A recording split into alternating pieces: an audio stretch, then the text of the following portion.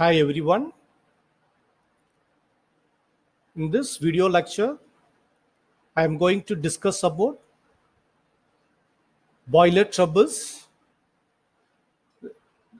from water technology chapter. In this boiler troubles, I am going to discuss the scale and sludge formation. Myself, Dr. N. Kalaivasan, Associate Professor in Chemistry, Tandai Periyar Government Institute of Technology. You know what is boiler? Boiler is nothing but an equipment used in industry to produce steam from water. That steam is used to rotate the turbine. That steam pressure is used to rotate the turbine, or that steam pressure is used to various industrial operations. So we can feed water continuously into the boiler. That water is evaporate and produce steam continuously for hours together or days together. So that equipment is called as boiler. So what is meant by boiler feed water means the water fed into the boiler for production of steam is called a boiler feed water. So the boiler feed water should be free from various impurities, especially dissolved salts, suspended impurities, organic impurities, and dissolved gases. If a trace amount of impurities is present in the boiler fed water means it causes various boiler troubles. The boiler is classified into three broad categories based on its operating pressure.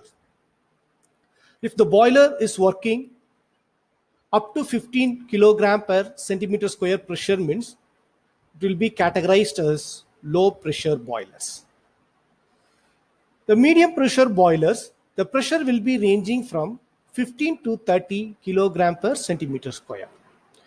If pressure is over 30 kilogram per centimeter square, that type of boiler we can categorize as high pressure boilers. Commonly in powerhouses and very big industries, we can use this high pressure boilers.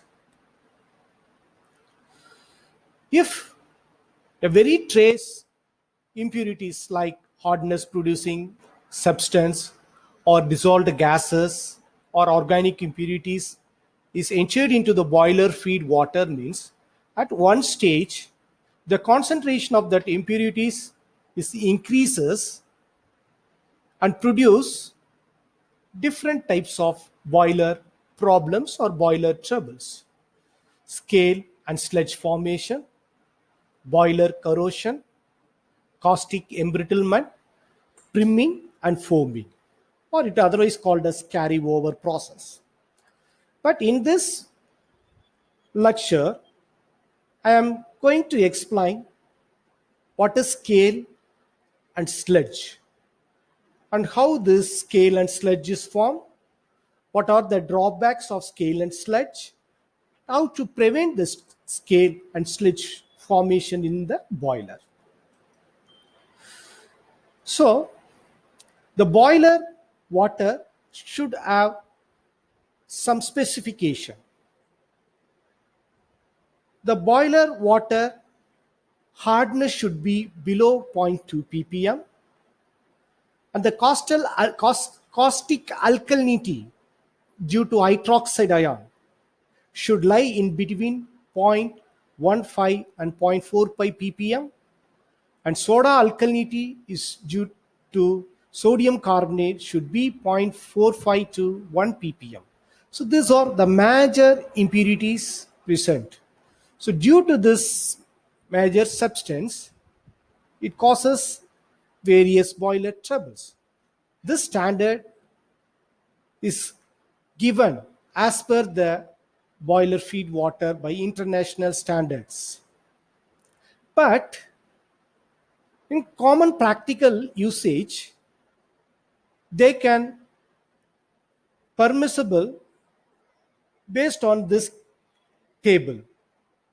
So this is the maximum level of impurities permissible. So this is the standard value. So if you follow the standard value, we can avoid the boiler problems and boiler troubles. But in commercialized, we can use this specification. This is the maximum limit. For example, if you go for high pressure boilers, only a 2 ppm hardness can be permissible. Maximum hardness can be 2 ppm. And the pH should be neutral, or it will be slightly basic in nature. And the colorless and odorless. The dissolved gases like oxygen and carbon dioxide will be 0 ppm. So these are the specification. This is a standard specification. This is the maximum permissible level of water quality, the boiler requirement water quality. Okay. And then next you come to, if you feed a boiler water with trace of impurities like dissolved salts and dissolved gases, especially the dissolved salts, at one stage, because when you continuously feed the boiler water inside the boiler, it can continuously produce the steam. Even a trace impurities can slowly accumulate. Once it reaches its concentration above its permissible level, it leads to form a scale and sludge and other boiler troubles. But here I'm going to discuss about the scale and sludge formation. The sludge is one type of boiler troubles. It is nothing but a soft, loose and slimy precipitate formed inside the boiler during steam generation. So it cannot settle. The precipitate weight will be very less. So it can be float on the boiler water. It hinders the heat flow inside the boiler. The main sludge forming substance in the water are magnesium carbonate, magnesium chloride, magnesium sulfate, calcium chloride, etc. This substance leads to form sludge in the boiler. So normally the sludge are formed in the cooler regions of the boiler, especially the joints, bends and curve. The heat will be not very high in that regions. So in the cooler portion, the sludge will be accumulated. The sludge can be easily scraped off with a wire brush. It is a loosey, slimy precipitate. It can be easily scrapped with a wire brush or by a blow down operation techniques. Blow down operation technique means once the concentration of sludge is accumulated, the bottom of the concentrated sludge water can be frequently removed by openings present in the bottom of the boiler. That operation we call it as a blow down operation. So next we come to the scale formation. Scale is nothing but a hard, adherent, sticky coating formed on the inner wall of the boiler during steam generation. So during steam generation, some scale forming substance are present in the boiler, means it produces a scale. That scale is go and stick on the inner wall of the boiler metal very adherently and form a thick coating on the inner wall of the boiler. In low pressure boiler, the main scale forming substance are calcium carbonate and magnesium chloride. In high pressure boiler, the scale forming substance are mainly calcium sulfate and silica. So it is the chemical reaction formed in the low pressure boilers. At lower temperature and lower pressure, the calcium bicarbonates decomposes to form calcium carbonate. The calcium carbonate is insoluble in lower temperature water and it's precipitate and go and adhere on the wall of the boiler and form a scale. And then magnesium chloride will hydrolyze to produce magnesium hydroxide. The magnesium hydroxide is a precipitate and go and adhere on the wall of the boiler and form a scale. So this type of uh, reactions can occur in the low pressure boilers.